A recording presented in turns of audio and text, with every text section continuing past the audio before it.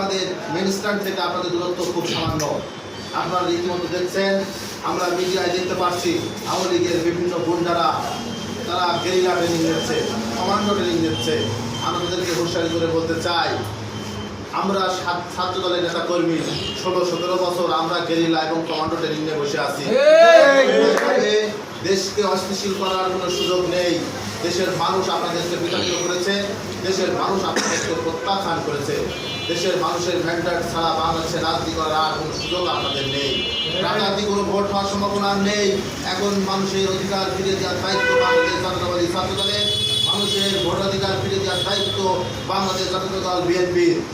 মানুষের মনের আশা আকাঙ্ক্ষা যে মানুষ ভোট দিতে পারে নাই, ভোটের অধিকার হরণ করা হয়েছে, সেই অধিকার ফিরে দেওয়ার দায়িত্ব হচ্ছে বিএনপির। সেই অধিকার ফিরে দেওয়ার দায়িত্ব সাইফুল ইসলাম ফিরোজ ভাইয়ের। আপনারা সাইফুল ইসলাম ফিরোজ ভাইয়ের সাথে থাকবেন। তিনি একজন অত্যন্ত মেধাবী এবং বিচক্ষণ মানুষ। তিনি মানুষের আপদে বিপদে সবসময় এগিয়ে আসেন।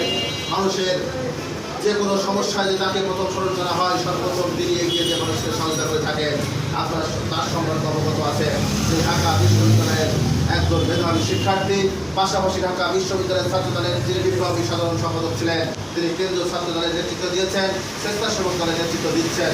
আমাদের পদ থেকে এই অবহেলিত কালীগঞ্জ ঝিনাইদহ 4 নির্বাচনের প্রত্যেকটা অঞ্চলে তিনি পায়ে হেঁটে অক্লান্ত পরিশ্রম করে অবহেলিত কালীগঞ্জকে তিনি গড়ে তুলেছেন।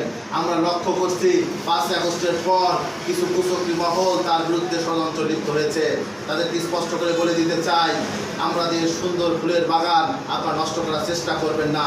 আপনারা যদি দল করতে চান, আপনারা আপনাদের অতীত যেসব কর্মকাণ্ড ছিল সেগুলোকে আপনারা দুঃখ প্রকাশ করে দলের কাতারে আসুন।